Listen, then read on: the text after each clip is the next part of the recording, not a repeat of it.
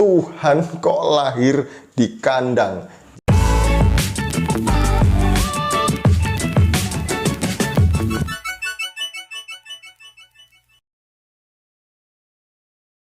Shalom saudaraku, salam damai sejahtera di dalam kasih Kristus. Berjumpa lagi dengan saya.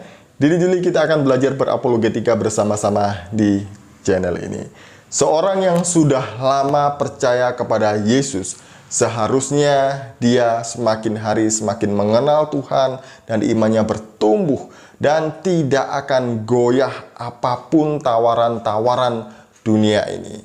Nah, ini ada satu orang yang sudah sangat tua yang mengatakan dia kembali lagi ke Islam. Memang dulu dia dari Islam, kemudian percaya kepada Yesus, dan di usia tuanya dia kembali lagi ke Islam karena ada yang tidak masuk akal.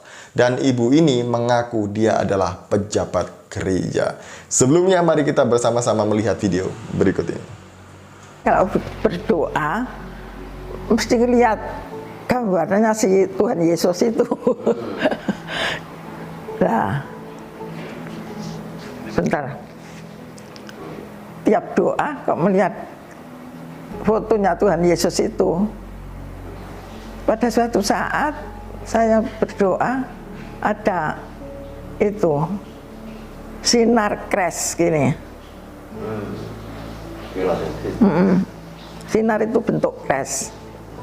Terus satu itu, kedua, masa ada Tuhan lahir di kandang.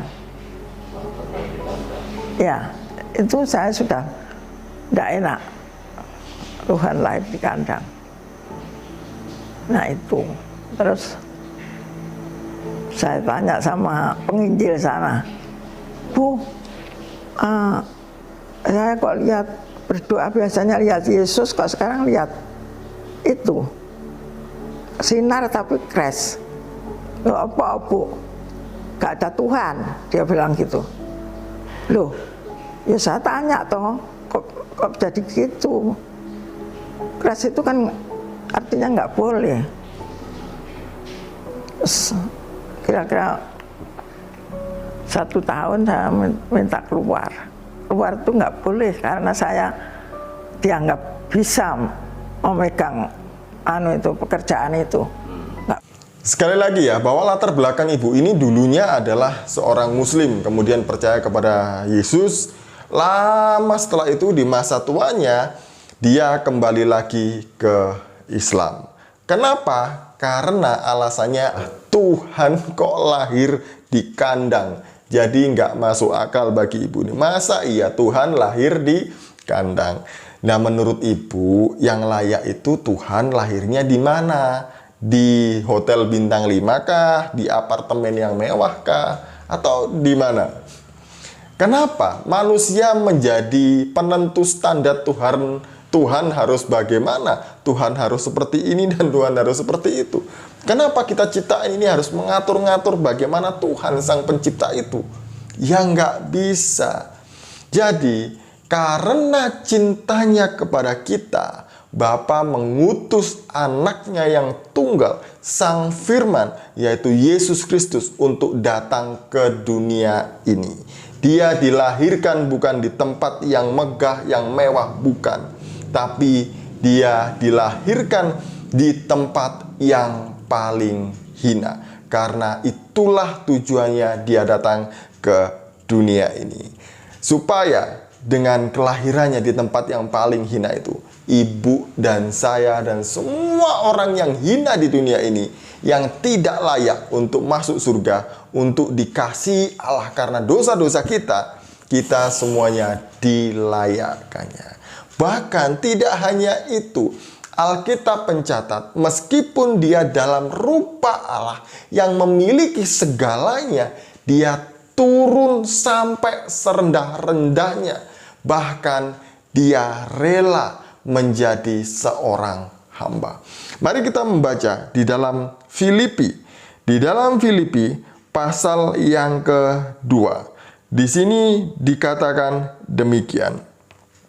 Hendaklah kamu dalam hidupmu bersama, ayat yang kelima ya, hendaklah kamu dalam hidupmu bersama menaruh pikiran dan perasaan yang terdapat juga dalam Kristus Yesus, yang walaupun dalam rupa Allah, tidak menganggap kesetaraan dengan Allah itu sebagai milik yang harus dipertahankan, melainkan telah mengosongkan dirinya sendiri dan mengambil rupa seorang hamba dan menjadi sama dengan manusia.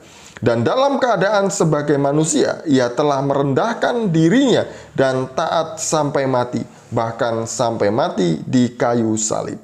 Itulah sebabnya Allah sangat meninggikan dia dan mengaruniakan kepadanya nama di atas segala nama, supaya dalam nama Yesus bertekuk lutut segala yang ada di langit dan yang ada di atas bumi dan yang ada di bawah bumi, dan segala lidah mengaku Yesus Kristus adalah Tuhan, bagi kemuliaan Allah Bapa. Jadi begitu ceritanya ya Bu ya. Kita sebenarnya adalah orang yang tidak layak untuk diselamatkan. Kita sebenarnya adalah orang yang tidak layak untuk mendapatkan kasih Allah. Tapi karena murni kasih karunia Allah itu kepada kita, maka kita dilayakkan untuk mendapatkan kasih Allah itu tadi. Supaya apa? Supaya kita yang berdosa ini diselesaikan dosa-dosanya dengan Allah dan diampuni dosa-dosanya. Sebab tidak ada orang yang akan masuk surga dalam keadaan berdosa.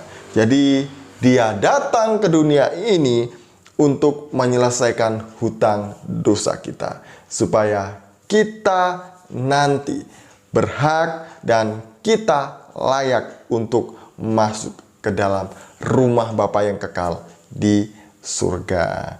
Jadi seperti itu ya. Kasihan ibu ini sebenarnya karena dia sudah mendapatkan keselamatan itu tapi membuangnya dengan sia-sia. Semoga ini memberkati kita. Shalom, salam waras, Tuhan Yesus memberkati.